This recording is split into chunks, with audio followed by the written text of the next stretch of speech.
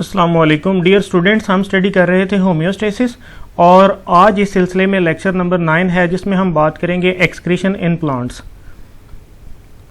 तो आज के लेक्चर कंटेंट्स क्या होंगे? आज हम बात करेंगे प्लांट्स एंड एक्सक्रीशन की कि प्लांट्स के कौन कौन से एक्सक्रीटरी प्रोडक्ट्स हैं, और उसके बाद हम बात करेंगे गैसेस एंड वाटर की जिनको इमीडिएटली प्लांट क्या करते हैं, रिमूव कर देते हैं। इसके बाद फिर हम बात करेंगे ऑर्गेनिक और इनऑर्गेनिक साल्ट्स की जो कुछ टाइम के लिए स्टोर कर दिए जाते हैं और बाद में फाइनली इनको रिमूव कर दिया जाता है। फिर इनके जो स्टोरेज ऑर्गन्स हैं जहाँ जहाँ पर ये स्टोर होते हैं उनकी बात करेंगे, जैसे वैक्यूल्स हैं, लीव्स हैं जिनको एक्सक्रीटोफोर्स भी कहते हैं, उसके बाद ओल्ड जाइलम जैसा कि इबोनी ट्री के अंदर होता है, और फिर फाइनली हम बात करेंगे कि कुछ प्लांट्स अपने वेस्ट को एज अ वेपन भी इस्तेमाल करते हैं कि वो अपनी रूट्स के ज़रिए से रिलीज़ करते हैं साइल में, जो कंपटीटर को रिड्यूस करते हैं और उनकी कंपटीटर को ग्रोथ नहीं होने देते। तो अब हम बात करते हैं प्लांट्स और एक्सक्रीशन की। तो क्योंकि प्लांट भी लिविंग ऑर्गेनिज्म है, प्लांट की बॉडी के अंदर भी मेटाबॉलिज्म होता है, तो इस वजह से क्या होता है, metabolic waste are also produce in plants. और ये जो मेटाबॉलिक वेस्ट हैं ये कितनी किस्म के होते हैं? ये कार्बन डाइऑक्साइड हो सकती है, ये ऑक्सीजन हो सकती है, ये वाटर हो सकता है, और उसके बाद आगे बात करेंगे तो अदर ऑर्गेनिक कंपाउंड और इनऑर्गेनिक कंपाउंड, ये सारे मेटाबॉलिज्म के नतीजे में प्रोड्यूस होते हैं, वेस्ट होते हैं, इनको रिमूव करना होता है। और इनको रिमूव करने के लिए जो स्ट्रेटेजीज हैं उनको आगे फिर डिटेल में पढ़ते हैं। तो सबसे पहले बात करते हैं यहाँ पर excretion of gases and water की। तो जब हम एक्सक्रीशन और गैसेस की बात करते हैं, एक्सक्रीशन ऑफ गैसेस और वाटर की बात करते हैं, तो इसमें हमने तीन चीज़ें स्टडी करनी है। सबसे पहले बात करेंगे कि वेस्ट मटेरियल कौन सा है, फिर आगे हम उनके सोर्स की बात करेंगे, और फिर उनको रिमूव किया जाता है और किस टाइम पे रिमूव किया जाता है ये पढ़ेंगे हम।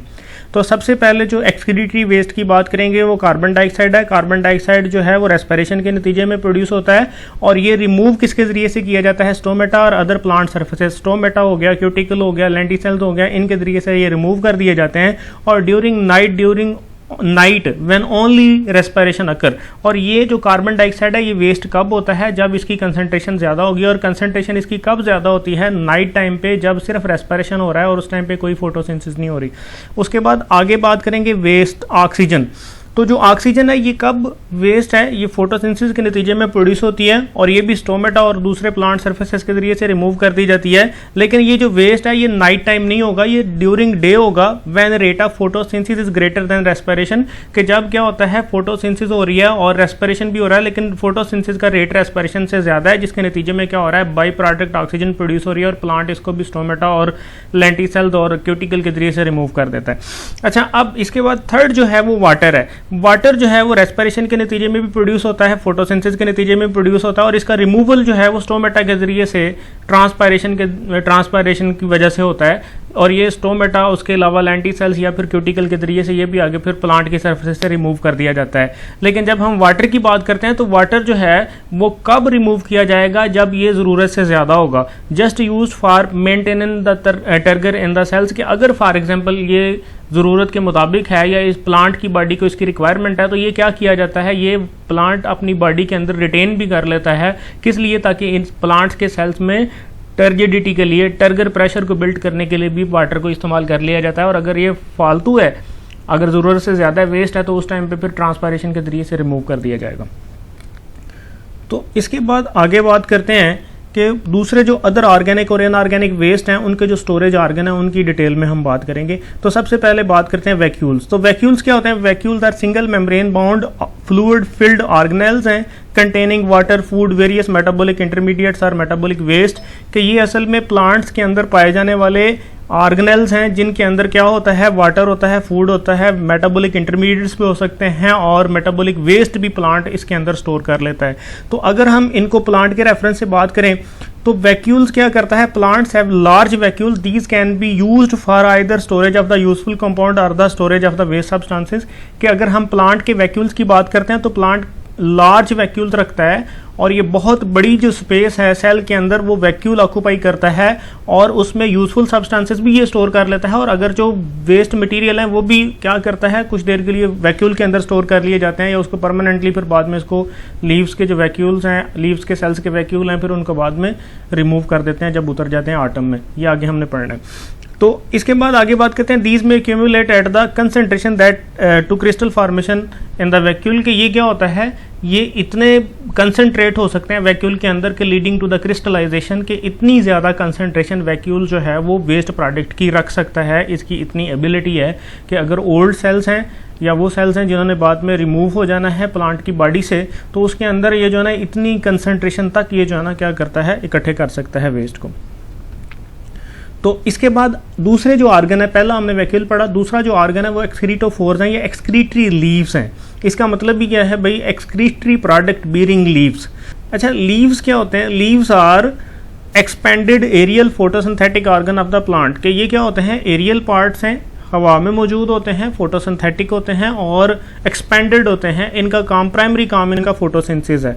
अब एक्सक्रीटोफोर्स क्या होंगे कि the leaves which serve to carry excreted matter away from the plant body are called excretophore कि ये excretory leaves हैं या वो leaves हैं जिनके अंदर क्या होता है, excretory waste होता है और उनको बाद में remove कर देते हैं। जब ये leaf remove होंगे तो साथ में excretory waste भी remove हो जाएंगे। तो ऐसे leaf जिनका functions क्या हो, excretory function हो, इनको हम excretophores भी कहते हैं। तो इसके बाद आगे हम बात करते हैं leaves are the best way to eliminate waste. Why leaves are the best way to eliminate waste, तो इसमें हम बात करते हैं कि leaves are the prominent organ for the excretory purposes.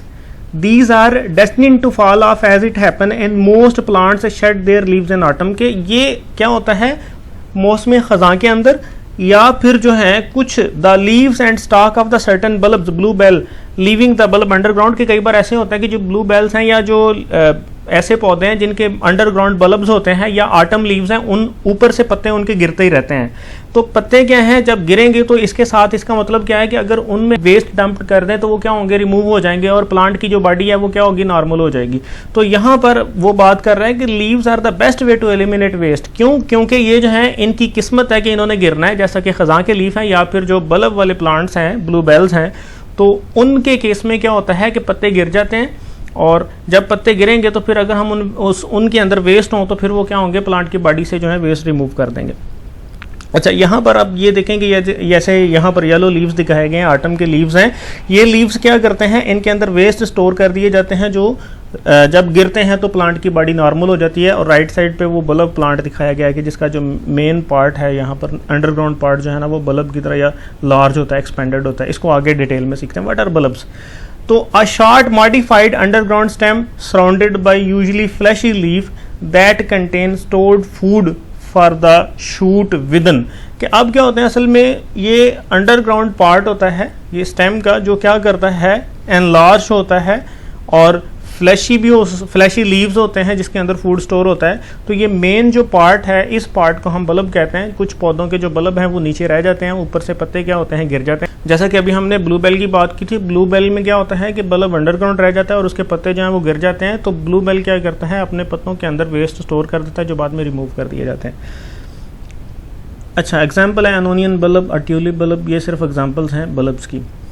तो जब हम इंपॉर्टेंस इनकी देखते हैं, the falling of leaves in autumn is the seasonal time for the plant to get rid of accumulated waste and because of this reason leaves are said to be excretophores. कि जो falling leaf होते हैं मौसम खज़ां के अंदर, ये seasonally क्या करते हैं, प्लांट की बॉडी से रिमूव करते रहते हैं वेस्ट के। जब इन्होंने गिरना है साथ में ये वेस्ट भी रिमूव करते जाएंगे।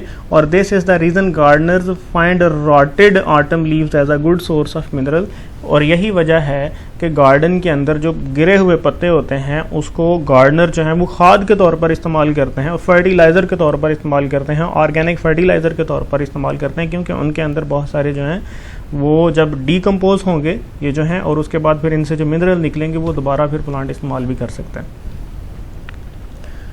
तो येलो कलर ऑफ एक्सक्रीटोफोर। अब ये एक छोटा सा शॉर्ट क्वेश्चन है, बोर्ड के पेपर में आता है कि why colour of the autumn leaves is yellow.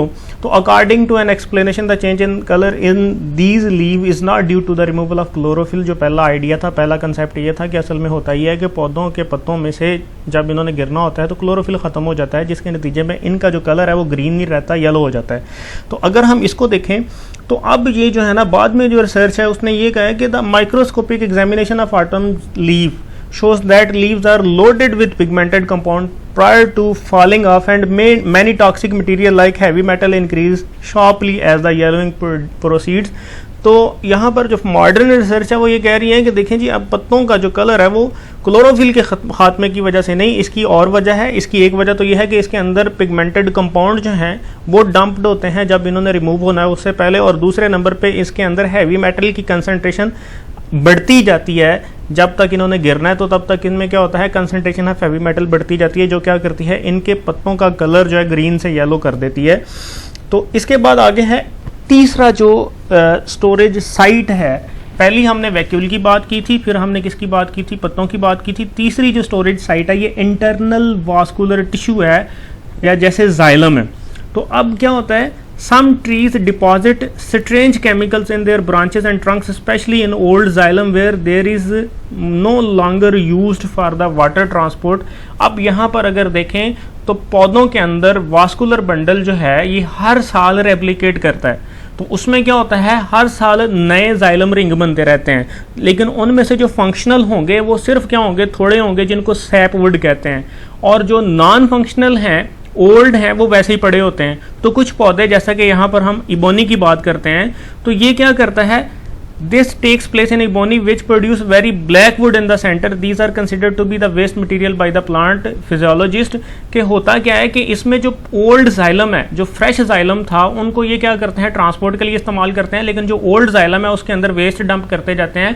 Plant physiologist हैं, ये कहते हैं कि देखें इनका जो कलर है इबोनी ट्री की वुड का, वो इस वजह से है कि इसके अंदर जो ओल्ड जाइलम के अंदर वेस्ट डंप्ड होते हैं, जिसकी वजह से क्या होता है, इसका कलर चेंज होता है।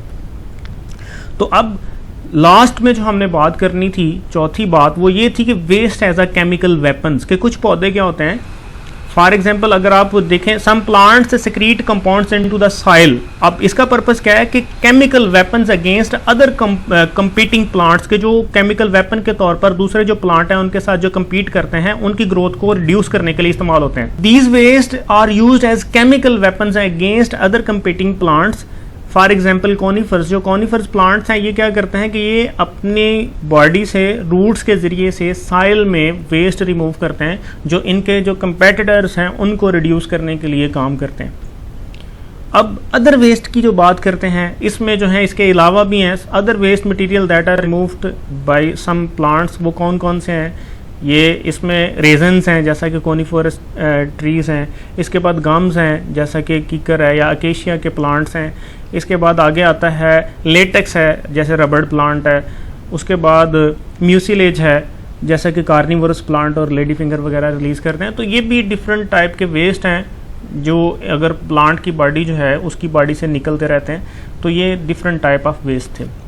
तो ये हमारा आज का टॉपिक था। आज हमने इस सब जो पढ़ा इस सारे टॉपिक को समराइज़ करते हैं।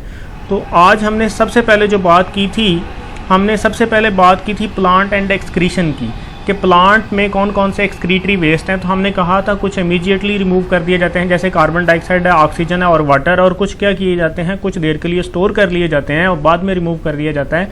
वो ऑर्गेनिक और इनऑर्गेनिक वेस्ट स्टोर करने वाले जो पार्ट्स थे वो कौन कौन से थे।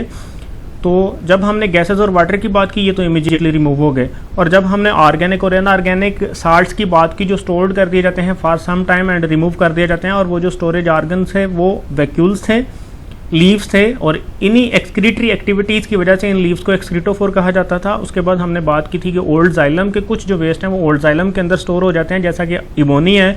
और फिर हमने लास्ट पे जो बात की थी वो ये थी कि कुछ प्लांट्स अपने वेस्ट एज वेपन इस्तेमाल करते हैं कि वो साइल में रिलीज़ करते हैं और वो रिड्यूस करते हैं दूसरे प्लांट या कंपेटिटर की ग्रोथ को। तो इसको हम इसीलिए वेस्ट एज वेपन कहा था। तो ये हमारा आज का टॉपिक था। इसके बाद हम फिर आगे कंटिन्यू करेंगे। अल्लाह हाफिज़।